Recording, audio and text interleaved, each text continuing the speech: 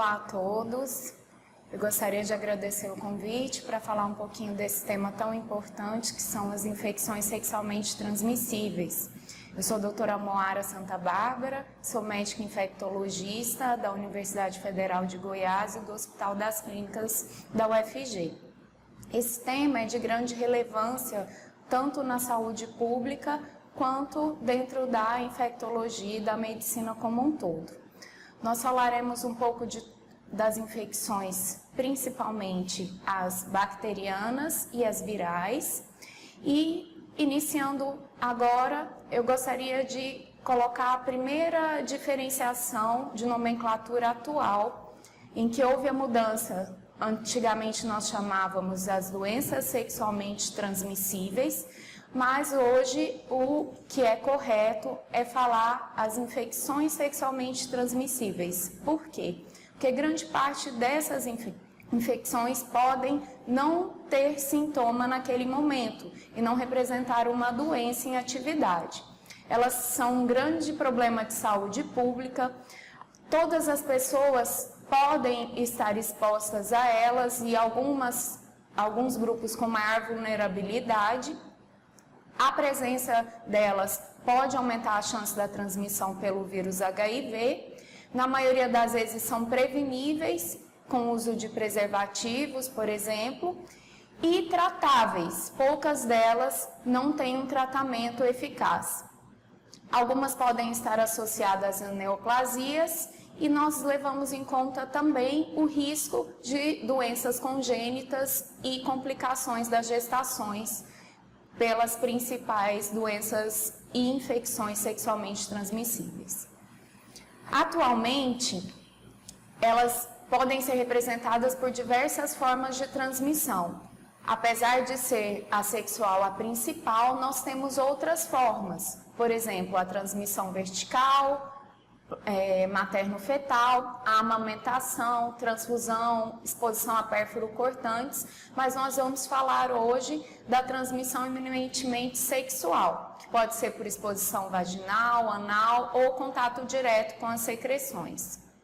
Em relação à epidemiologia, nós podemos ver pelos números e pelos gráficos o quanto elas têm relevância no contexto de saúde pública. Atualmente, houve um aumento significativo da incidência de sífilis adquirida e sífilis em gestantes e, consequentemente, a sífilis congênita. E o número de infecções pelo HIV e HPV são, infelizmente, crescentes. As demais infecções, por exemplo, por clamídia, gonococo, herpes, elas têm uma representatividade também no dia a dia do clínico. As infecções sexualmente transmissíveis, então, podem ser causadas por bactérias, por exemplo, gonorreia, sífilis, a adonovanose, por vírus, herpes, HPV, hepatites, HIV e por alguns protozoários, por exemplo, a tricomonias. As infecções, como nós dissemos, podem se apresentar de forma assintomática e as principais delas são a sífilis na sua fase latente, a gonorreia e a clamídia, especialmente em mulheres, as hepatites virais e a própria infecção pelo HIV. O que seria e como se apresentaria uma infecção sexualmente transmissível? Nós, em geral, dividimos essas infecções por síndromes. As síndromes de úlceras ou feridas genitais, corrimentos ou presença de verrugas. Dentre os principais agentes causadores, entre a síndrome de úlceras genitais, a sífilis e as infecções por clamídia e donovanose podem ser as principais. O herpes vírus pode causar também as úlceras, geralmente mais dolorosas e agudas, e os corrimentos vaginais podem se apresentar de várias etiologias, sendo elas sexualmente transmissíveis ou não. As verrugas genitais, em geral, têm como principal agente o papilomavírus humano ou HPV. Quando e como suspeitar que um paciente, uma pessoa, um indivíduo pode ter uma infecção sexualmente transmissível?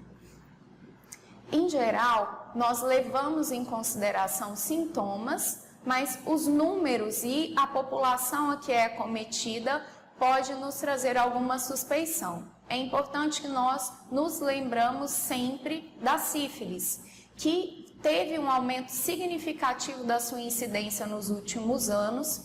Em Goiás, por exemplo, nós tivemos um aumento de 453% dos casos de sífilis adquirida e, em consequência, em gestante sífilis congênita.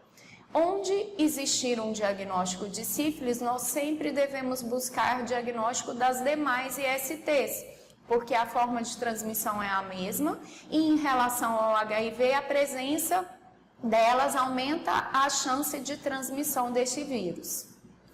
Falamos inicialmente, então, da sífilis.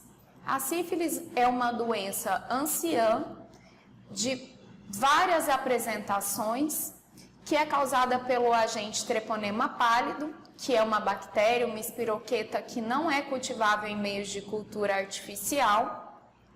Geralmente não é corada pela metodologia do GRAM, então difícil diagnóstico em exame direto, que não seja através da microscopia de campo escuro.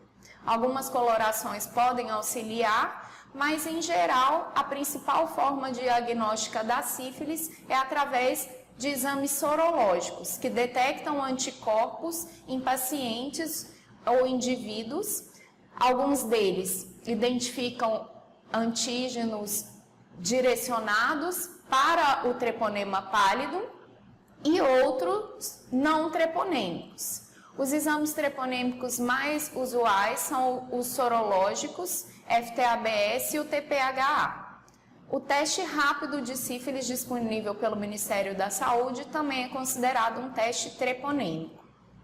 Quais são as fases e apresentações clínicas da sífilis? Ela pode se apresentar após a infecção em torno de 10 a 90 dias, mas pode chegar até a 6 semanas, como uma ferida única no local de exposição, no local de entrada do treponema, que pode ser a vulva, a vagina, o colo uterino, ânus ou mesmo boca, em geral indolor, de base endurecida, de fundo limpo e rica em treponemas. Se for realizada o raspado da lesão, vai ser evidenciado em microscopia de campo escuro as espiroquetas. Essa lesão tem resolução espontânea e a pessoa pode entrar numa fase assintomática ou evoluir para uma outra fase sintomática, que seria a sífilis secundária. Em geral, se apresenta de 6 semanas a 6 meses após a infecção. E a característica principal são as erupções cutâneas, geralmente máculas ou placas ou pápulas eritematosas de distribuição especialmente em tronco, mas o eritema palmoplantar é bastante característico de sífilis. As placas, elas são chamadas de roséolas e podem também estar presentes nas mucosas. Algumas podem ser hipertróficas e outras um pouco mais planas. Alguns sintomas sistêmicos podem estar presentes, por exemplo, a alopécia, a madarose, febre, gânglios, e tudo isso deve entrar no diagnóstico diferencial, tanto de uma infecção exantemática, quanto, no caso, se houve algum contato sexual, dessa infecção sexualmente transmissível tão comum atualmente. A sintomatologia mesmo da sífilis secundária pode desaparecer espontaneamente e passar apenas sem um diagnóstico, como uma alergia, por exemplo, e depois disso entra em uma fase de latência em que o diagnóstico vai ser feito apenas através dos testes sorológicos. A sífilis, em sua fase de longo tempo de evolução, pode ter complicações muito graves. Por exemplo, a sífilis terciária, com a apresentação das gomas sifilíticas, lesões cutâneas de aspecto profundo, com crostas, com a difícil resolução, ou a apresentação como a tabes dorsalis, que é um comprometimento do cordão posterior da medula espinhal, com a característica principal da perda da propriocepção e a marcha bastante alterada. Outras consequências da sífilis terciária são acometimentos, por exemplo, em ossos, em articulações, no próprio coração, pericardites e nos vasos sanguíneos, por exemplo, a aortite. As alterações articulares, por exemplo, a artropatia de Charcot, também entra em diagnóstico diferencial de sífilis. Como nós já dissemos, essa infecção pode se apresentar assintomática e essa fase nós chamamos de latente. Se essa infecção foi adquirida há menos de 12 meses, nós consideramos uma sífilis latente recente ou precoce. Se essa aquisição é indeterminada ou com mais de 12 meses desde a última verificação sorológica, nós consideramos uma sífilis latente tardia. Nas fases primária e secundária, a chance de transmissão vertical é muito maior, mas mesmo na fase latente, se identificada durante a gestação, deve ser tratada adequadamente para evitar as consequências graves de uma sífilis congênita, com malformações, óbito fetal, inclusive. A sífilis tem como diagnóstico principal o uso dos métodos sorológicos treponêmicos e não treponêmicos. Então, a presença de um teste treponêmico positivo para sífilis indica que essa pessoa já teve uma exposição a ela e a avaliação do teste não treponêmico pode nos auxiliar principalmente a atividade dessa doença. Lembrando que uma pessoa que já fez um tratamento adequado de sífilis permanecerá com um teste treponêmico positivo, provavelmente para toda a vida. E se não houve um tratamento e foi detectado este teste treponêmico positivo, deve ser indicado o tratamento pelo menos uma vez na vida para que seja documentado essa efetividade. Em relação às escolhas terapêuticas, o tratamento de primeira escolha para a sífilis é a penicilina. Nas fases precoces, então primária, secundária ou latente com menos de 12 meses, a penicilina benzatina com a dose de 2.400.000 unidades, sendo 1.200.000 em cada nádega, e a sífilis latente tardia ou a terciária, por exemplo, seria de utilização de uma dose maior, com 7.200.000, dividida em 3 doses semanais de 2.400.000. A apresentação de neurosífilis ou sífilis ocular deve necessariamente utilizar a penicilina cristalina. Essa penicilina é de utilização endovenosa e o tempo de tratamento é em torno de 14 dias. Outras opções terapêuticas são a doxiciclina, o ceftriaxona, mas lembrando que a chance de falha terapêutica é maior nessas outras opções. Falando agora um pouco de cancro mole ou cancroide, que também entra dentro das úlceras genitais.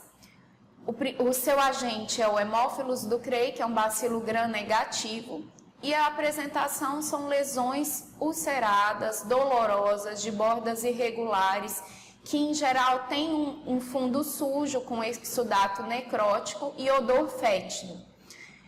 Podem ser apresentadas como lesões de autoinoculação, tem um período de incubação curto, em torno de 3 a 5 dias até 2 semanas, e alta infectividade.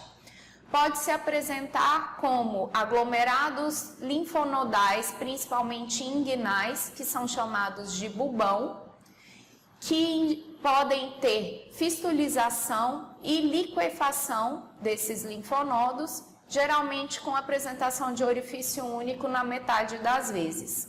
É uma doença que é desfigurante se não tratada e não deve ser indicado a excisão destes linfonodos, porque não haverá resolução sem o tratamento antimicrobiano adequado. Então, o cancro mole tem como apresentação as úlceras e o seu diagnóstico pode ser feito principalmente pela pesquisa direta do agente e a identificação desse bacilo gram-negativo. O tratamento pode ser realizado em dose única com a azitromicina, 1 grama, ou ceftriaxone, 500 mg intramuscular, e a utilização da ciprofloxacina pode ser adequada, mas por outros contextos e outros agentes, nesse momento não é considerada a primeira escolha. Outra doença dentro da síndrome das úlceras genitais é o linfogranuloma venéreo, cujo agente é a Chlamydia trachomatis, e neste tipo de apresentação que tem uma maior gravidade e um tratamento mais difícil, os sorotipos L1, L2, L3 são os responsáveis. Ela tem algumas fases de apresentação, sendo a fase de inoculação com uma pápula ou pústula com exulceração indolor, que desaparece espontaneamente, e a fase de disseminação linfática regional, que pode acontecer de 1 a 6 semanas após a lesão inicial e, em geral, tem apresentação unilateral. Como sequela, essa doença que também evolui com fistulização e supuração desses gânglios regionais, pode evoluir com uma elefantíase regional, um comprometimento da circulação linfática regional importante. Na maioria das vezes, pode apresentar também apresentações em outras regiões, por exemplo, a região anal com uma proctite hemorrágica, fístulas vaginais, fístulas retovaginais e na cavidade oral com glossite ulcerativa com resolução não apresentada com antibióticos usuais. Na maioria das vezes é acompanhada de sintomas gerais, como febre, mal-estar, anorexia, emagrecimento, artralgia, sudorese noturna e, em consequência da obstrução linfática crônica, pode acometer a região com a elefantíase genital. O diagnóstico é feito através da aspiração da secreção presente nesse aglomerado linfonodal e a realização de teste molecular ou imunofluorescência direta também. Em geral, para diagnóstico sorológico, por fixação de complemento, uma titulação maior que 1/64 seria diagnóstica e uma microimunofluorescência maior do que 1/256. O PCR é muito importante para a diferenciação da Chlamydia trachomatis linfogranuloma venéreo ou não linfogranuloma venéreo. O tratamento é realizado preferencialmente com a doxiciclina 2 vezes ao dia por 21 dias ou azitromicina em dose de 1 grama semanal por 3 semanas. A donovanose, que é causada pelo Caelimátobacterium granulomatis, antigamente chamada de Klebsiella granulomatis ou Donovana granulomatis, é uma infecção de longa evolução com úlceras de bordas planas ou hipertróficas, bem delimitada, de fundo granulomatoso, de aspecto bastante vermelho vivo. Em geral se diz em aspecto de bife, pelo aspecto vermelho. Podem ser múltiplas, principalmente em espelho, de evolução lenta e progressiva, com predileção para regiões de bordas. Podem apresentar em alguns casos os pseudobubões, mas não é tão frequente. É uma doença de diagnóstico difícil.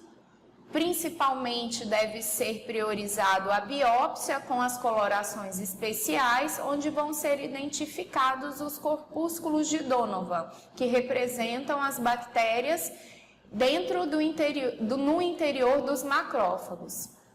A sorologia é uma reação de fixação de complemento, mas a sua sensibilidade não é muito importante. O tratamento também deve ser realizado com a doxiciclina por 21 dias ou a azitromicina em dose única semanal por 3 semanas. Em relação às úlceras genitais, o principal diagnóstico diferencial de lesões dolorosas é o herpes genital, que pode ter como agente, em especial, o herpes tipo 2, mas também o herpes tipo 1. Sua apresentação clássica são vesículas agrupadas sobre uma base eritematosa, dolorosa, que apresenta pródromos próximo ao início das vesículas, com formigamento, ardência, hiperemia, e as vesículas em geral têm um tempo de evolução autolimitado. Durante a presença das lesões, principalmente, ocorre a transmissão, mas mesmo sem ausência delas, pelo contato direto, essa transmissão poderia ocorrer. Em geral, dura 2 a 3 semanas e o uso dos antivirais ajudam principalmente para a diminuição do tempo de evolução e dos sintomas. O tratamento pode ser feito com o aciclovir na dose de 400 mg de 8 em 8 horas por 7 dias na prima infecção e por 5 dias nas recidivas. Outras opções terapêuticas com posologia um pouco mais fácil seria o valaciclovir ou o fanciclovir. Em apresentação grave, principalmente em imunodeprimidos, o uso do aciclovir endovenoso na dose de 5 a 10 mg por quilo é mais adequado. Em relação à apresentação de corrimentos, as principais causas são a gonorreia e a clamídia, e dentre elas a diferenciação é principalmente pela presença na pesquisa direta de diplococos gram-negativos na Neisseria e, por vezes, um corrimento um pouco mais purulento. Por isso, e pelo sintoma bastante agudo e intenso, a gonorreia tem bastante diferenciação entre as doenças de apresentação como corrimento vaginal. Chamada também de blenorragia, pingardeira ou esquentamento, pode causar tanto a uretrite quanto a cervicite purulenta, mas a apresentação em ânus e cavidade oral também pode estar presente.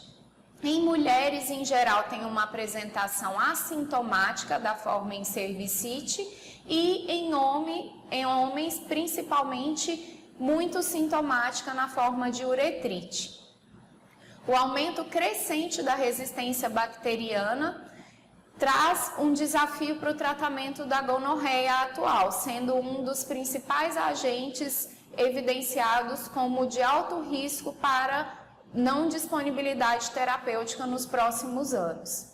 A clamídia trachomatis em apresentação de cervicite ou corrimento uretral tem um período de incubação um pouco mais longo nos homens, de 14 a 21 dias, e, em geral, também assintomática. A complicação nas mulheres com a doença inflamatória pélvica é bastante importante, podendo chegar, inclusive, em casos de infertilidade, gravidez tubárias. A apresentação, então, apesar de poder ser um pouco diferente pela questão purulenta ou não, não pode ser diferenciada sem um exame específico, por exemplo, o exame direto dessa secreção com a presença dos diplococos gram-negativos ou a realização de metodologias moleculares, por exemplo, o PCR ou o NAT. Para a clamídia, isso é de grande relevância por ser uma doença, na maioria das vezes, assintomática. Outros agentes causadores de uretrites são o Mycoplasma genitalium, o Mycoplasma hominis, o Ureaplasma urealítico e também o Trichomonas vaginalis. Em geral, se houve falha terapêutica com o uso da azitromicina, deve-se pensar na presença do Trichomonas vaginalis ou do Mycoplasma genitalium, que tem um sucesso terapêutico com a azitromicina de apenas 67%. E pode ser utilizado a moxifloxacina para a erradicação e tratamento adequado desse agente. As opções terapêuticas, principalmente em relação aos corrimentos vaginais, deve ser lembrada porque atualmente foi verificado uma resistência importante do gonococo às ciprofloxacinas. Então, o tratamento adequado e recomendado atual para a síndrome de corrimento vaginal é a utilização do ceftriaxona associado à azitromicina. Ceftriaxone 500 mg e a azitromicina 1 grama dose única. Em relação a essa notificação, desde 2015 o Manual do Ministério da Saúde já fez esta alteração. Se pensarmos em corrimento vaginal que não responde aos antibacterianos usuais e que apresenta-se principalmente acompanhado de disúria importante, dispareunia e corrimento amarelo esverdeado, deve estar entre os diagnósticos diferenciais a tricomoníase. Ela, em geral, causa um processo inflamatório bastante intenso e o seu tratamento é realizado com metronidazol na dose de 2 comprimidos ou 500 mg de 12 em 12 horas pela apresentação do SUS ou 400 mg, 5 comprimidos dose única, se nós utilizarmos o de 400 mg. Outra apresentação frequente das infecções sexualmente transmissíveis são as verrugas anogenitais, cujo principal agente é o papilomas vírus humano. O HPV é responsável principalmente por infecções assintomáticas, mas pode se apresentar também como verrugas genitais, os condilomas acuminados. Em geral, 1 a 2% da população apresenta ou já apresentou verrugas genitais, e outra consequência de grande relevância para as infecções por esse vírus são a sua capacidade de levar a alterações oncogênicas, e os principais vírus responsáveis por este tipo de apresentação são 16, 18, 31 e 33. Em geral, a mesma pessoa que apresenta a infecção pode apresentar alterações no Papa Nicolau e evoluir, inclusive, para neoplasia de colo do útero, de vulva, vagina e de ânus. Então, exatamente por isso, por ser uma doença com um risco de levar a uma neoplasia, o uso da vacinação é muito relevante, porque poderíamos prevenir tanto verrugas, mas principalmente a neoplasia causada pelo HPV. O diagnóstico é feito principalmente pela citologia oncótica e a colposcopia e a anoscopia. A histopatologia é de grande relevância e as técnicas moleculares auxiliam, mas não devem ser recomendadas como triagem de infecções subclínicas. Nós temos como tratamento apenas cauterização dessas lesões ou exérese cirúrgica, mas não há evidência de que haja a erradicação dessa infecção ou que altere o curso natural dela. As vacinas atualmente disponíveis, elas são bi ou tetravalentes. Na rede pública de saúde para crianças e para pacientes portadores de HIV, a vacina disponível é a tetravalente, que inclui os principais subtipos responsáveis pelas verrugas genitais e pelas lesões oncogênicas. Passamos agora então para outras infecções sexualmente transmissíveis e a principal delas, com gravidade e exatamente por ainda não ter uma cura disponível, é o HIV. Este ano, por exemplo, nós fizemos 37 anos da primeira descrição dos casos de pneumonia por pneumociste carine, que posteriormente foi identificado ser em consequência da infecção pelo vírus da imunodeficiência humana.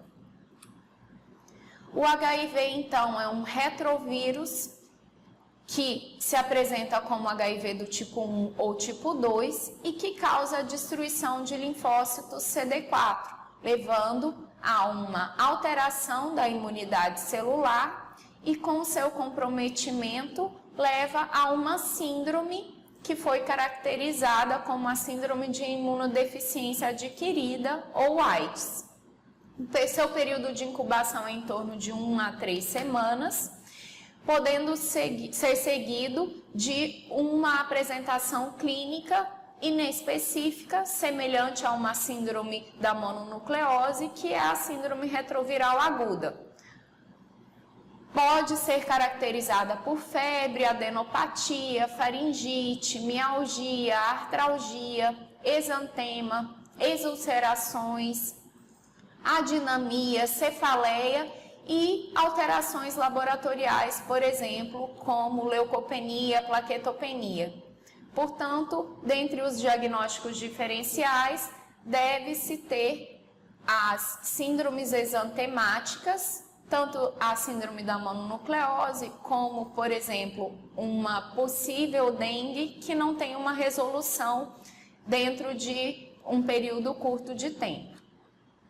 A infecção pelo HIV, ela é detectada principalmente por métodos de biologia molecular e sorológicos e, dentre os 10 primeiros dias, existe uma fase em que nenhuma metodologia é capaz de identificá-la. Posteriormente, principalmente depois do 10º dia até o 20º, nós já poderíamos identificar através da pesquisa do RNA viral, ou carga viral do HIV. Os métodos sorológicos atuais, que combinam a pesquisa de antígeno P24 e anticorpos anti-HIV, são os ELISA de 4ª geração, principalmente, e tem diminuído o período de janela imunológica. Portanto, hoje, com os testes de 4ª geração, nós já conseguiríamos ter o diagnóstico dentre 15 a 25 dias, mas podendo se estender por no máximo 30 dias esse período de janela. A chance de transmissão do HIV é diretamente relacionada à quantidade de vírus a que a pessoa foi exposta. Então, uma pessoa com uma carga viral mais aumentada tem uma maior chance de transmissão. A exposição sanguínea direta, por exemplo, em transfusão, tem uma alta infectividade. Compartilhamento de agulhas, acidentes pérfuro-cortantes poderiam também ter uma chance de transmissão, mas a exposição sexual, principalmente a exposição anal receptiva, é a que tem uma chance maior dentre as exposições sexuais. É importante lembrarmos que o Brasil oferece um tratamento gratuito para essa infecção e, com o uso hoje dos antirretrovirais bastante potentes, a pessoa não chega a uma fase sintomática, que é a fase da síndrome da imunodeficiência. Então, é importante que nós façamos uma diferenciação entre a infecção pelo HIV e a síndrome da imunodeficiência. Em geral, com um tratamento adequado, controle da carga viral e a manutenção da imunidade desse paciente, ele geralmente é considerado um indivíduo portador do HIV e não portador de AIDS. Um estudo recente que nos traz bastante preocupação é que no Brasil nós tivemos uma queda na incidência, mas em geral em indivíduos jovens nós tivemos um aumento dessa incidência da infecção pelo HIV, principalmente em alguns grupos que são considerados de maior vulnerabilidade, entre eles os jovens homens que fazem sexo com homens. Atualmente, para o tratamento do HIV, nós disponibilizamos o tratamento antirretroviral, mas dentre a forma de prevenção de aquisição dessa infecção, também estão disponíveis, além do uso do preservativo, algumas outras formas para que se diminua a aquisição e a transmissão do HIV. Hoje é disponibilizado pelo Ministério da Saúde a profilaxia pós-exposição, então qualquer pessoa que teve uma exposição sexual ou ocupacional que pode ter risco de aquisição do HIV, pode ser iniciado a medicação antirretroviral dentro de um período de 72 horas, para que tente que se faça a prevenção de aquisição da infecção pelo HIV. Em geral, o tratamento precisa ser utilizado por 28 dias e o segmento sorológico para que se detecte esta infecção precocemente. Outra forma de prevenção é o uso da profilaxia pré-exposição, em que se utiliza uma medicação diariamente em pacientes que não são portadores do HIV, mas que podem ter um risco aumentado de adquiri-lo. Em geral, essa medicação é de uso contínuo e a verificação de presença ou não da infecção deve ser feita periodicamente. Em geral, o uso da profilaxia pré-exposição pode reduzir a infecção em até 90% por via sexual, mas deve seguir principalmente o segmento e o controle das demais infecções sexualmente transmissíveis para diminuir esse risco. Em relação às hepatites virais, também alta prevalência em nosso meio. A hepatite B e hepatite C são as que têm uma chance de transmissão sexual mais relevante, mas a hepatite A atualmente também entrou neste contexto, principalmente em populações de homens que fazem sexo com homens. A hepatite B, então, é causada por um vírus DNA de transmissão sexual predominante, mas também perinatal, transfusional e associado à exposição a sangue por uso de drogas endovenosas ou ocupacional. A chance de transmissão do HBV é 50 vezes maior do que a do HIV e ele persiste em ambiente ou em locais onde houve exposição sanguínea por um período maior também. A chance de transmissão após uma exposição, seja ela sexual ou percutânea, é maior a depender da replicação viral da pessoa fonte. Se a pessoa for um portador da hepatite B com HBeAg positivo, em geral a sua replicação viral é maior e a chance de transmissão também será maior. Pode chegar inclusive a 62% nestes casos. A infecção crônica pelo HBV, em geral após uma exposição, ela se caracteriza principalmente na fase de exposição perinatal. Então, a chance de evolução para cronificação em lactentes chega a 90%. Em adultos, geralmente, entre 1 a 12%. O vírus da hepatite B tem um período de incubação longo, que pode chegar a 6 meses. Exatamente por isso que o seu acompanhamento sorológico após uma exposição deve ser feito por um período mais prolongado. A infecção aguda é, em geral, assintomática e o risco de hepatite aguda com falência hepática é baixo, em torno de 1%. A detecção precoce do HBV, ela pode ser feita pela detecção dos seus marcadores sorológicos, por exemplo, a presença do HBsAg, que é o antígeno de superfície viral, que fica positivo em torno de 4 semanas após a infecção. O surgimento do anticorpo anticor viral ou anti-HBC ocorre em torno de 6 a 8 semanas, mas pode chegar a uma soroconversão tardia de até 6 meses. Os marcadores sorológicos da hepatite B são de grande relevância para o seu diagnóstico e a presença do HBsAg é o principal marcador. O anti-HBC representa uma infecção pelo vírus selvagem e o anti-HBs representa ou uma soroconversão através de uma vacinação adequada ou uma cicatriz sorológica após uma soroconversão espontânea do paciente. A hepatite C, então, é uma doença que acomete em torno de 80 a 150 milhões de pessoas no mundo e tem como transmissão principal a exposição sanguínea.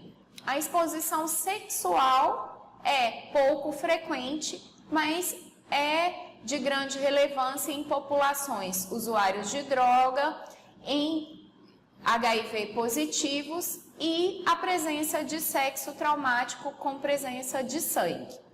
O período de incubação também é bastante longo.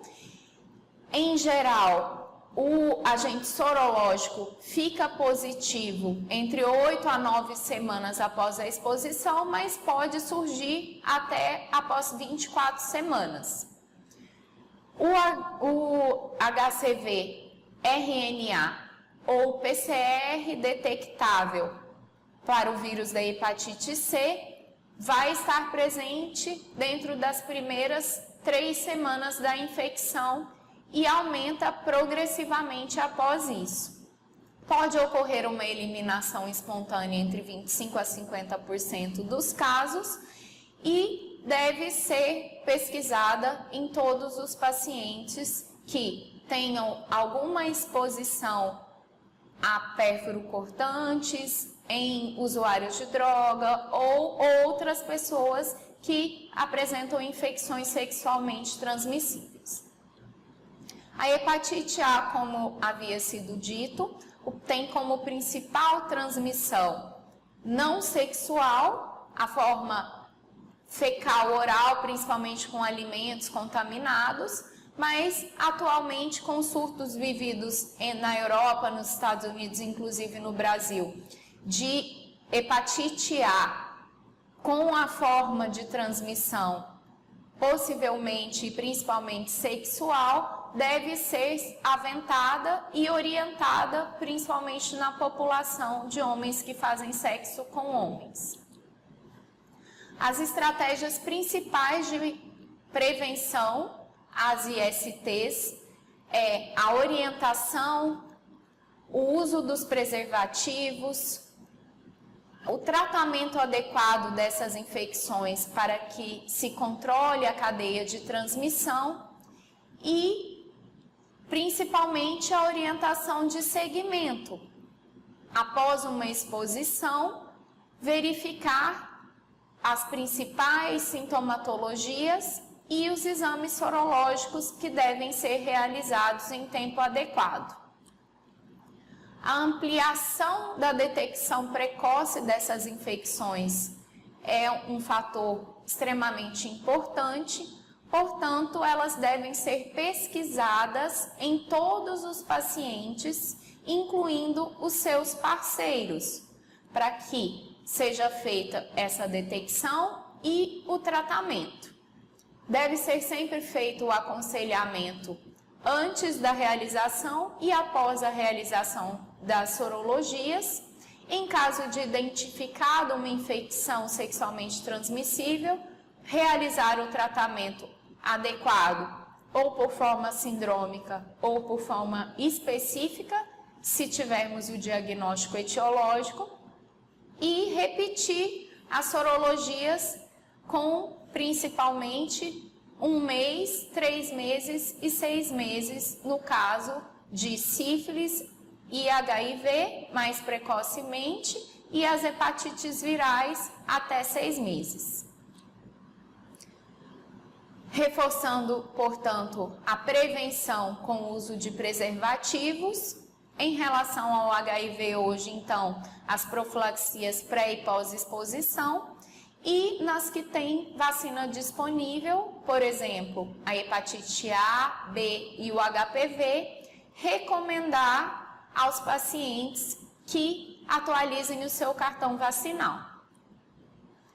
Então, como conclusão, o combate às infecções sexualmente transmissíveis depende de nós, profissionais da saúde, principalmente, ter o conhecimento, saber identificar, fazer a pesquisa para propor um tratamento adequado, estimular a vacinação, especialmente de HPV e de hepatite B, e reforçar a importância do uso de preservativo, porque é a principal forma de prevenção ainda disponível para todas as pessoas. Eu agradeço mais uma vez a oportunidade e estou disponível caso haja algumas questões pela nossa plataforma. Gostaria de agradecer então a todos que tiveram a oportunidade de ouvir essas informações, e o mais relevante é que nós entendamos o que essas infecções representam na saúde pública